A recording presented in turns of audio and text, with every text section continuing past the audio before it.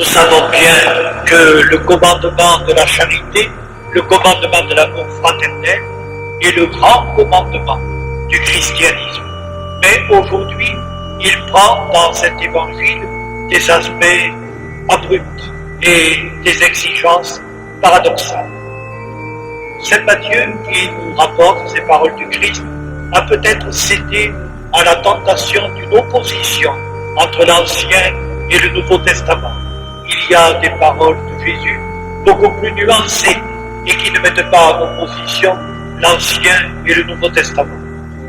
Et n'a-t-il pas visé trop haut, pourrions-nous nous demander?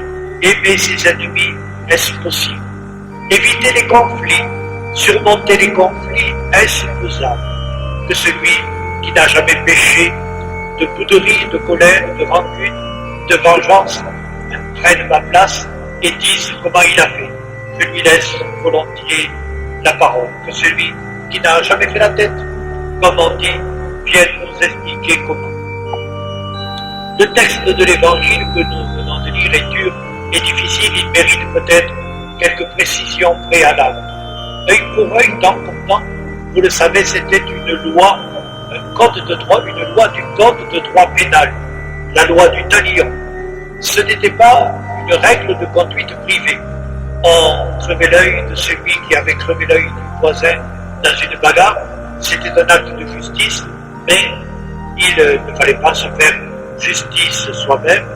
C'était encore moitié mal que de se contenter de lui crever l'œil s'il avait fait de même, plutôt que de le tuer.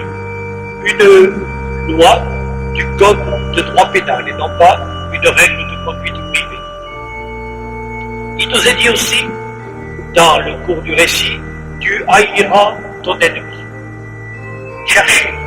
Dans toute la Bible, il n'y a pas du tout cette invitation à haïr celui qui est votre ennemi. Il est même dit le contraire. Dans le livre du Lévitique, justement, celui dont nous avons lu tout à l'heure quelques extraits.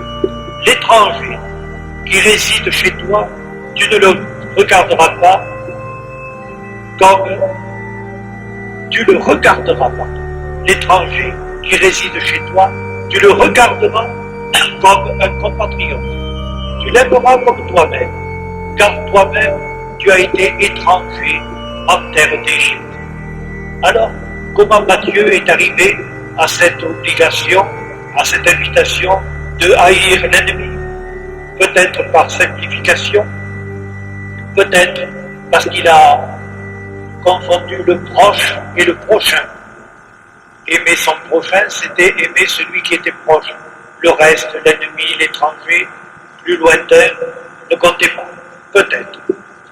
Essayons cependant de regarder dans le détail cette palette que nous avons sous les yeux et où nous sommes invités à surmonter les sentiments normaux et spontanés qui seraient les nôtres.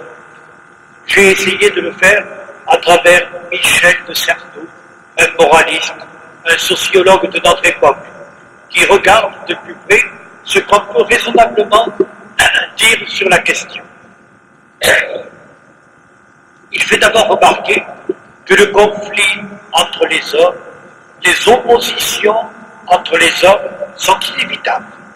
L'Église n'échappe pas à cette loi qui fait qu'une société qui se constitue considère comme étranger tout ce qui n'en font pas partie.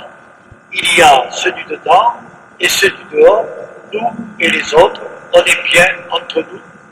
D'où la source d'élimination et d'intolérance.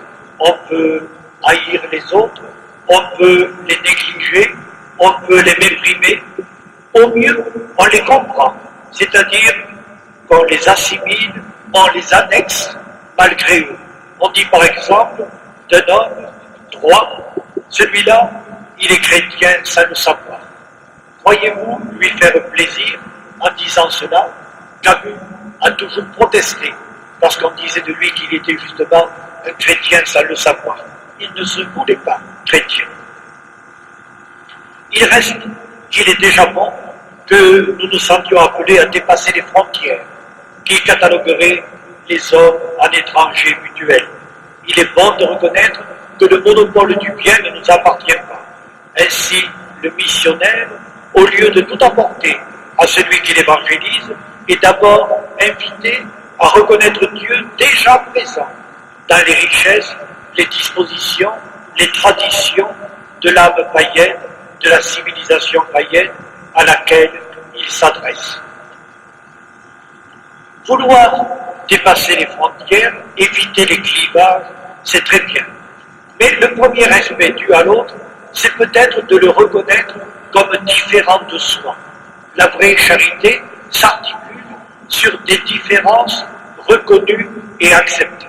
Saint Paul ne ressemblait pas à Saint Pierre et lui a résisté. Lisez de plus près tel ou tel chapitre des Actes des Apôtres. Il a envoyé promener Saint Marc, avec lequel il n'était pas d'accord sur les méthodes d'évangélisation. C'est vite dit de l'accuser de manquer à la charité. La communion était souhaitable, mais avec des différences et avec des gens différents, heureusement. Car rien ne serait plus mortel qu'un monde où nous serions tous jumeaux. La communion, dit Michel de Certeau, s'élabore sur la différence, la non-identité. Plus un organisme est riche, et plus il est fait d'organes différents, mais profondément unis. On peut couper un ver de terre en deux, ça fait deux vers de terre, qui vivent chacun pour son propre compte. Essayez de couper un homme en deux, vous n'aurez pas deux hommes.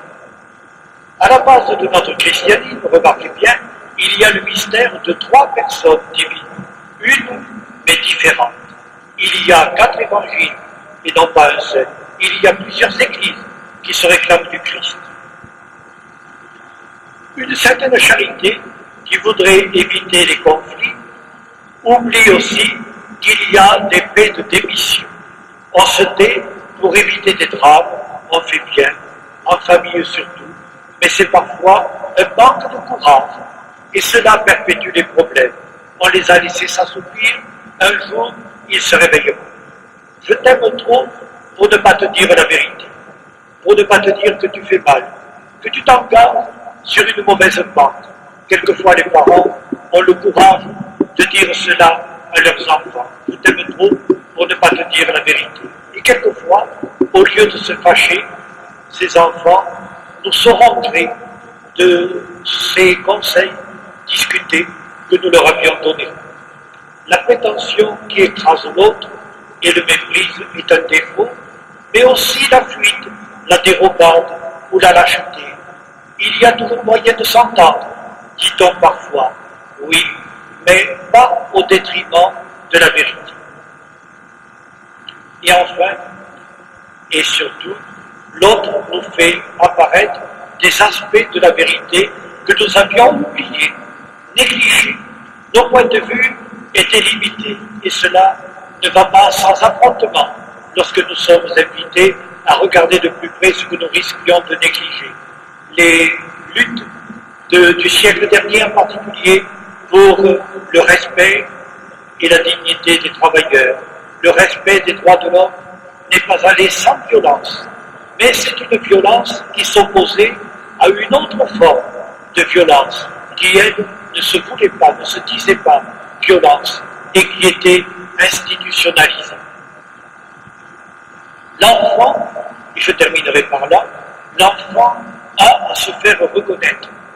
Sa violence, sa jalousie ne sont pas d'abord et avant tout des défauts, mais l'affirmation de lui-même face à d'autres libertés. Ainsi, l'homme mûr a des idées à affirmer, des droits à faire valoir, des valeurs à défendre. Voici que, je dirais en conclusion, partie d'un évangile qui prêche la paix, le support et l'entente, j'aboutis à justifier la différence, la lutte et le conflit. Pas tout à fait. J'ai essayé aussi de voir l'autre différent, de le comprendre, de le respecter. Mais c'est dans ces différences acceptées que se construit peut-être le véritable équilibre. Dans ces tensions que se tisse la solidité de la toile de l'unité. Remarquez bien que dans une toile, tous les fils ne sont pas dans le même sens. La toile ne tiendrait pas, elle s'effilocherait. Dans l'étoffe ne tiendrait pas. Et elle s'effilocherait. Mais le fait que les éléments, les fils sont croisés, cela rend la toile solide. En Dieu, nous croyons qu'un jour seront surmontés nos antagonismes, nos oppositions. Ce sera la Jérusalem céleste. Dans le respect de nos différences, il nous est demandé aujourd'hui de construire la Jérusalem d'en bas, non pas uniforme, mais riche de nos différences, forte du ciment, du respect, de la solidarité, de la compréhension et, pourquoi pas, du pardon. Dieu est amour, nous dit Saint Jean. C'est une brève définition, commente Saint Augustin. Dieu est amour.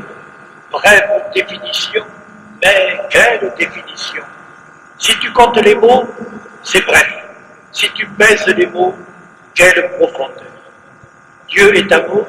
Si tu veux demeurer avec Dieu, il te faut demeurer dans l'amour.